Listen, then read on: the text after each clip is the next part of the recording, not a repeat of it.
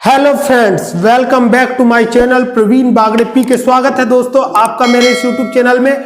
आज मैं आप लोगों के लिए एमपीपीएससी, एमपी हाईकोर्ट और विभिन्न कंपटीशन एग्जाम सीपीसीटी से रिलेटेड टेक्नोलॉजी का एक बहुत ही मॉडर्न वीडियो लेके आया हूं। आज मैं आपको आर्टिफिशियल इंटेलिजेंस पढ़ाने वाला हूं। तो दोस्तों, इसी तरह के टेक्नोलॉजीज के वीडियोस डेली प्राप्त करने के लिए मेरे चैनल को सब्सक्राइब कर ले। तो बिना देरी किए स्टार्ट करते हैं आज की अपनी स्टडी। तो दोस्तों, सबसे पहले मैं आपको बता दूं कि आर्टिफिशियल इंटेलिजेंस होता क्या है। आर्टिफिशियल इंटेलिजेंस को हिंदी में कृत्रिम बुद्धिमत्ता भी कहा जाता है। दोस्तों, कृत्रिम बुद्धिमत्ता का मतलब ये होता है दोस्तों कि इंटेलिजेंसी को मशीनों के अंदर डेवलप करना। For kind of your information, मैं आपको जानकारी के लिए बता दूं कि artificial intelligence is the modern branch of computer science in which we have study about the learning capacity of machines and various knowledge of machines learning capacity and language understanding and expert system and robotics। तो दोस्तों, सबसे पहले हम बात करेंगे definition की। किसी भी टॉपिक को पढ़ने से पहले आपको उसकी डेफिनेशन बहुत ही अच्छे से क्लियर होना चाहिए। सबसे पहले मैं बात करूंगा कृत्रिम बुद्धिमत्ता की डेफिनेशन की।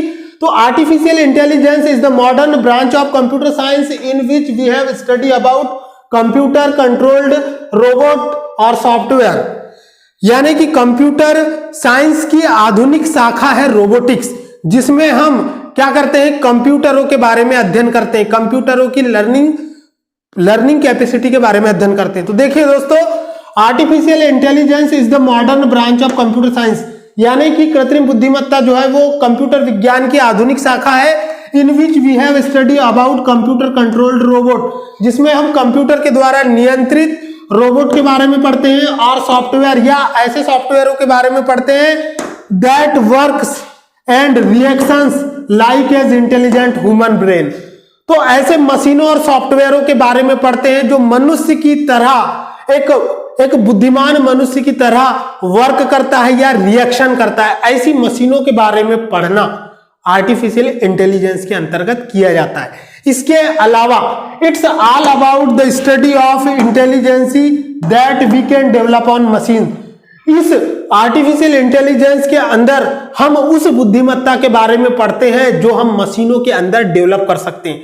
जैसे एक जो टीचर होता है दोस्तों, वो बच्चों के अंदर में इंटेलिजेंसी को डेवलप करता है, बुद्धिमत्ता को डेवलप करता है, बुद्धि देता है, ज्ञान देता है। जैसे आपने सुना होगा कि जो टीचर होता है वो क्या करता है, ज्ञान को देता है। ठीक उसी प्रकार से जो प्रोग्रामर होता है, जो कंप्यूटर एक्सपर्ट होता है, वो मशीनों के अंदर इंटेलिजेंसी को डेवलप करता है। जब मशीन इंटेलिजेंट हो जाती है तो वही मशीन आर्टिफिशियल इंटेलिजेंस पर आधारित मशीन कहलाती है। इसके बाद में हम बात करेंगे आर्टिफिशियल इंटेलिजेंस का प्रादुर्भाव कब से हुआ, यानी कि when evaluated the artificial intelligence, the concept of artificial intelligence is begins in 1950। दोस्तों, मैं आपको जानकारी के लिए बता दूं कि आर्टिफिशियल इंटेलिजेंस का कॉन्सेप्ट जो है वो मार्केट में 1950 से आया था, जब महान वैज्ञानिक एलन ट्यूरिंग, नाम तो सुना ही होगा, एग्जाम में क्वेश्चन आता है दोस्तों, सीधे सीधे यूपीएससी में क्वेश्चन आता है कि आर्टिफिशियल इंटेलिजेंस के पिता किन्हें कहा जाता है, एलन ट्यूरिंग को कहा जाता है। एमपीपीएससी में भी पूछा जा सकता है। तो Alan Turing is known as the father of artificial intelligence. In 1950 Herbert Simon explains that computers can think and capable to take decisions. और 1950 में हर्बर्ट सिमोन नामक महान गणितज्ञ और कंप्यूटर वैज्ञानिक ने बताया कि कंप्यूटर भी सोच सकते हैं। और इसी तारतम्य में आप लोगों ने पढ़ा होगा 1977 में एक कंप्यूटर आया था deep blue. Deep blue is the super computer that can be developed. The super computer deep blue develop किया गया था, जिसने 1977 में शतरंज के महान खिलाड़ी गैरी कास्पारोव को हरा दिया था, जो कि शतरंज के जादूगर थे। तो कंप्यूटर भी क्या कर सकती है, एक इंटेलिजेंट ह्यूमन ब्रेन की तरह सोच सकती है, मोहरे चल सकती है, चाल चल सकती है, डिसीजंस को ले सकती है। तो ऐसी क्षमता को इस डीप ब्लू सुपर कंप्यूटर में डेवलप किया गया था। यही आर्टिफिशियल इंटेलिजेंस का कॉन्सेप्ट है मेरे भाइयों। इसके बाद में मैं आपको बता दूं दैट के तो हर्बर्ट सिमोन नामक वैज्ञानिक ने 1950 में बताया था, क्या बताया था? That computers can think, computer सोच सकते हैं, and capable to take decisions, और निर्णय ले सकते हैं। John McCarthy explain the AI.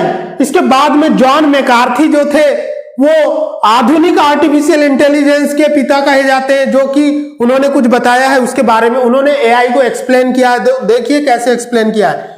The science and engineering of intelligent machine, यानी कि बुद्धिमान मशीनों का विज्ञान और उनकी अभियांत्रिकी को हम आर्टिफिशियल इंटेलिजेंस कहते हैं। बुद्धिमान मशीनों के विज्ञान और अभियांत्रिकी को हम आर्टिफिशियल इंटेलिजेंस कहते हैं। The science and engineering of intelligent machines is known as AI, is said by John McCarthy.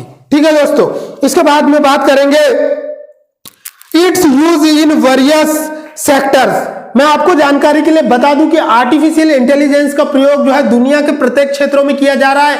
अगर आप लोग मार्वल्स हॉलीवुड की मूवी देखते होंगे, जिसमें कि आयरन मैन की सीरीज अगर आपने देखी होगी, तो उसमें देखा होगा आपने कि आयरन मैन की जो प्रयोगशाला होती है, जो लेबोरेटरी होती है, वहां पर ऑटोमेटिक बहुत सारे मशीनें होती है, बहुत सारे सिमुलेटर्स होते हैं, बहुत सारे कंप्यूटर्स होते हैं, जो क्या करते हैं, उसके इंस्ट्रक्शन पर वर्क करते हैं। कैसे वर्क करते हैं वो आप आर्टिफिशियल इंटेलिजेंस के अंतर्गत पढ़ेंगे। आप लोग कमेंट करेंगे तो मैं आगे भी वीडियोस बनाऊंगा दोस्तों। तो आगे बढ़ते हैं।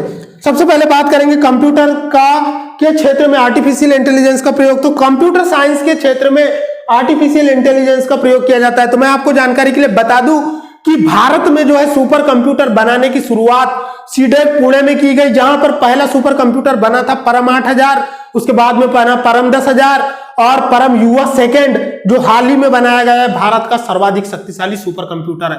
तो इन सुपर कंप्यूटरों को डेवलप करने के लिए किस सिद्धांत का उपयोग किया जाता है? तो आर्टिफिशियल इंटेलिजेंस के कॉन्सेप्ट का यूज किया जाता है, जो कि सीडेक पुणे में डेवलप किए गए हैं। इसके अलावा मेडिकल साइंस में भी आर्टिफिशियल इंटेलिजेंस का उपयोग किया जाता है। आप लोगों ने देखा होगा जो आपकी ईसीजी मशीन के बारे में आपने सुना होगा, इलेक्ट्रोकार्डियोग्राफ, जो क्या करती है, हमारे शरीर के हृदय स्पंदन की दर को कंप्यूटर पर ग्राफिक्स के रूप में रिप्रेजेंट करती है। तो यह एक प्रकार के आर्टिफिशियल इंटेलिजेंस के कॉन्सेप्ट पे वर्क करती है। It means we can say that in simply words the artificial intelligence is widely used in medical science. तो मेडिकल साइंस में भी आर्टिफिशियल इंटेलिजेंस के कॉन्सेप्ट का यूज किया जाता है। इसके बाद में हम बात करेंगे मैथ्स एंड इंजीनियरिंग। दोस्तों बड़े बड़े पुल डिजाइन किए जाते हैं, बड़े बड़े कॉन्सेप्ट थ्योरम बनाई जाती है। उन सारे थ्योरम्स और डिजाइनिंग को बनाने के लिए हम जो है आर्टिफिशियल इंटेलिजेंस के कॉन्सेप्ट का यूज करते हुए विभिन्न एप्लीकेशंस और सॉफ्टवेयर डेवलप्ड किए गए हैं, जिनके माध्यम से बहुत ही सरलता से और तेजी से अच्छे अच्छे क्वालिटी के ब्रिज डिजाइन किए जा सकते हैं। इसके बाद में हम बात करेंगे सोशलॉजी, यानी कि सामाजिक विज्ञान में भी आर्टिफिशियल इंटेलिजेंस के कॉन्सेप्ट का यूज किया जाता है। आप लोगों ने सुना होगा कि सऊदी अरबिया में पहली महिला रोबोट, ह्यूमैनॉइड रोबोट, जिसे कि नागरिकता प्रदान की गई अक्टूबर 2018 में। यहां पर मैंने लिखा भी है दोस्तों, अक्टूबर 2017 में got citizenship in Saudi Arabia Dubai में पहले रोबोट को नागरिकता प्रदान की गई है, उसका नाम है सोफिया। ठीक है दोस्तों, तो सोफिया नामक रोबोट को पहली नागरिकता प्रदान हुई है। तो समाज के क्षेत्र में भी आर्टिफिशियल इंटेलिजेंस के कॉन्सेप्ट का यूज हो रहा है। इसके अलावा आप लोगों ने सुना होगा, अभी देखो दोस्तों पूरे देश में आधार कार्ड होल्डर्स लोग हैं, जो जिसके पास आधार कार्ड नहीं है उसे नागरिकता को प्रमाणित करने में बहुत दिक्कत जाएगी, क्योंकि हमारे देश में एनआरसी भी लागू हो चुका है। तो मैं आपको जानकारी के लिए बता दूं कि सोशलॉजी में भी आर्टिफिशियल इंटेलिजेंस का यूज हो रहा है। आधार कार्ड जो बन रहा है आपका UADI, यानी कि यूनिक आइडेंटिफिकेशन, जो आपका नंबर है वो जो है इसी आर्टिफिशियल इंटेलिजेंस के कॉन्सेप्ट के आधार पर आपका 12 नंबर का आधार कार्ड जनरेट हो रहा है। इसके बाद में हम बात करेंगे लैंग्वेज अंडरस्टैंडिंग के क्षेत्र में भी आर्टिफिशियल इंटेलिजेंस का यूज हो रहा है। अभी अभी हाल ही में पता चला था कि फेसबुक कंपनी जो है वो मशीनों के ऊपर रिसर्च कर रही थी आर्टिफिशियल इंटेलिजेंस, तो वहां पर दो मशीनें आपस में खुद की एक लैंग्वेज डेवलप करके आपस में बातचीत करने लगी थी। तो मशीनों के अंदर अगर दोस्तों ऐसी कैपेसिटी आ गई कि मशीनें आपस में कम्युनिकेट करने लगे तो मनुष्य के अस्तित्व के लिए बहुत बड़ा खतरा हो जाएगा, क्योंकि आप लोगों ने रोबोट 2.0 मूवी देखा होगा, मशीनें मिलकर रजनीकांत को मारने का प्रयास करती है। तो आने वाली सभ्यता बहुत ही खतरे में है। आर्टिफिशियल इंटेलिजेंस का अगर सही से उपयोग नहीं किया गया तो ये अपने पैर पे कुल्हाड़ी मारने जैसी बात होगी। आगे बढ़ते हैं दोस्तों, बात करेंगे इंपॉर्टेंट फैक्ट की। तो ये बहुत ही इंपॉर्टेंट है, जो कि कंपटीशन एग्जाम की दृष्टि से बहुत ही महत्वपूर्ण है। ये तो मैं आपको आर्टिफिशियल इंटेलिजेंस का बेसिक कॉन्सेप्ट बता रहा था। तो सबसे पहले हम बात करेंगे सोफिया की। Sophia is the first humanoid robot that got citizenship in Saudi Arabia October 2017। खतरा वाले साल में 2017 यानी खतरा वाले साल में अक्टूबर में क्या हुआ, सोफिया नामक रोबोट को क्या मिली, नागरिकता मिली दोस्तों। तो रोबोटों को नागरिकता मिल रही है, तो सोच सकते हैं आप यहां आदमी को नागरिकता नहीं मिलती भारत में। बोलते हैं कि आप नेपाल के हो कि बांग्लादेश के हो, कि अगर आपका आधार कार्ड नहीं है तो आपकी सिटीजनशिप पर उंगली उठाई जा सकती है, आपको चैलेंज किया जा सकता है, लेकिन रोबोटों को नागरिकता मिलने लगी है दोस्तों। आगे बढ़ते हैं, इसके बाद में हम बात करेंगे Vyommitra. Vyommitra is the first artificial intelligence based robot that can be developed in India and it's meaning in Sanskrit Vyommitra यानी कि अंतरिक्ष का मित्र। ठीक है दोस्तों, तो Vyommitra is the half humanoid robot. ये जो है अर्ध रोबोट है, ये अर्ध मानव रोबोट है, जो कि प्रोटोटाइप फीमेल रोबोट है। प्रोटोटाइप फीमेल रोबोट है जिसका नाम है व्योममित्रा। ये सिर्फ चल नहीं सकता है लेकिन हिलडुल सकता है, और इसमें इतने सेंसर लगाए गए हैं कि ये अंतरिक्ष से संबंधित विभिन्न क्रियाकलापों को करने में सक्षम है। आगे बढ़ते हैं दोस्तों, तीसरे फैक्ट पे जाएंगे, RoboCop. RoboCop is the first police officer robot is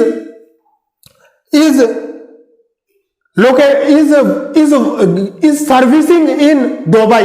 Dubai में दोस्तों विश्व का पहला रोबोट पुलिस अधिकारी जो है वो सर्विस दे रहा है, जो कि जिसका नाम है रोबोकॉप, और आने वाले 2030 तक पूरे दुबई में इस तरह के रोबोटों को बनाने की योजना चल रही है। तो इस तरह से दोस्तों मेरा आर्टिफिशियल इंटेलिजेंस का कॉन्सेप्ट कंप्लीट हुआ। इसके बाद में मैं अब आपको बेनिफिट और डिसएडवांटेज और कंक्लूजन के बारे में थोड़ा थोड़ा बताऊंगा। तो दोस्तों सबसे पहले हम बात करेंगे बेनिफिट ऑफ एआई की। एआई का विकास होने से, एआई का विकास क्यों किया गया दोस्तों, मनुष्य अगर कोई काम को करता है तो थक जाता है, थकान आ जाती है, उसके अंदर भावनाएं होती है, उसको थोड़ी देर बीवी की याद आती है, थोड़ी देर बच्चों की याद आती है, थोड़ी देर दोस्तों की याद आती है, वो अपने कार्य से क्या हो जाता है, पथ भ्रमित हो जाता है। जैसे कि जो साइंटिस्ट होता है दोस्तों, उसे अपनी सेव करने का याद नहीं रहता, नहाने का याद नहीं होता, लेकिन एक कर्मचारी जो होता है उसे शाम को घर भी जाना पड़ता है। लेकिन अगर हम आर्टिफिशियल इंटेलिजेंस का अच्छे से डेवलप करें तो हम 24 our and 7 days and 365 days किसी भी सर्विस को दे सकते हैं। जैसे कि हमने कस्टमर सर्विस का नाम सुना होगा, आप 1991 अगर कॉलिंग करते हैं तो आपके जियो केयर पर कॉल लगता है, जहां पर आपको 24 घंटे जियो से संबंधित सेवाएं दी जाती है। तो वहां पर जो ऑटोमेटिक सिस्टम होता है वो रोबोटिक्स यानी कि आर्टिफिशियल इंटेलिजेंस के कॉन्सेप्ट के कारण होता है। जैसे कि आपने नाम सुना होगा एलेक्सा का, एलेक्सा भी एक प्रकार का आर्टिफिशियल इंटेलिजेंस का पार्ट है, वो भी एक प्रकार की रोबोटिक्स मशीन है दोस्तों। इसके बाद में हम बात करेंगे बेनिफिट्स ऑफ एआई की। तो उसका लाभ यह है आर्टिफिशियल इंटेलिजेंस का कि खतरों के काम भी हम रोबोट से करवा सकते हैं, देश की सुरक्षा के लिए भी हम रोबोटों को तैनात कर सकते हैं। इसके बाद में हम बात करेंगे डिसएडवांटेज ऑफ एआई। एआई का नुकसान क्या है, तो दोस्तों मैंने आपको बताया कि इसका अगर सही से उपयोग नहीं किया गया तो पूरी मानव सभ्यता खतरे में पड़ जाएगी। अगर मशीनों ने अपने अंदर इतनी कैपेसिटी डेवलप कर ली कि वो आपस में कम्युनिकेट कर सके तो मशीनें मिलकर मानव सभ्यता को समाप्त कर देगी। इस बात को हल्के में मत लेना दोस्तों, आने वाले समय में पछताना भी पड़ सकता है पूरी मानव सभ्यता को। इसीलिए ये डिसएडवांटेज ऑफ एआई है, इसका उपयोग बहुत ही हिसाब से करने का है। इसके बाद में हम बात करेंगे कंक्लूजन। तो दोस्तों पूरे एआई को पढ़ने के बाद जब आप एआई के ज्ञाता हो जाएंगे तो आपको एक ही कंक्लूजन मिलेगा कि आर्टिफिशियल इंटेलिजेंस ने मानव सभ्यता को बहुत ही कंफर्ट बना दिया है, बहुत ही आरामदायक और सुखदायक बना दिया है, लेकिन इसके कारण बेरोजगारी भी बढ़ी है दोस्तों। जब पहली बार ऑटोमेटिक टेलर मशीन एटीएम आया था तो लोगों के मन में बहुत खुशी आई थी कि चलो बैंकों का कार्यभार कम हो जाएगा, लेकिन उससे बैंकों के कर्मचारियों की संख्या में कमी आई, बैंकिंग सेक्टर में लोगों दोस्तों जॉब्स कम हो गई और हमारे जैसे इंजीनियर्स बेरोजगार पड़े हुए। इसके अलावा दोस्तों दूसरा कंक्लूजन यह भी है कि आर्टिफिशियल इंटेलिजेंस मानव सभ्यता के लिए बहुत ही बड़ा खतरा है। अगर इसका सदुपयोग किया गया तो मानव सभ्यता बहुत ही अच्छी गुजरेगी और दुरुपयोग किया गया तो मानव सभ्यता का विनाश संभव है।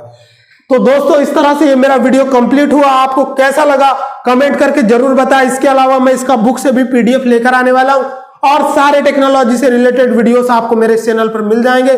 तो मेरे ऐसे ही वीडियोस को देखने के लिए मेरे चैनल को सब्सक्राइब करें और आप लोगों का बहुत सपोर्ट मिल रहा है। जल्द ही मेरा मोनेटाइजेशन भी होने वाला है। इसके लिए मैं आप लोगों का शुक्रिया करता हूं। जय हिंद, वंदे मातरम, खुदा हाफिज।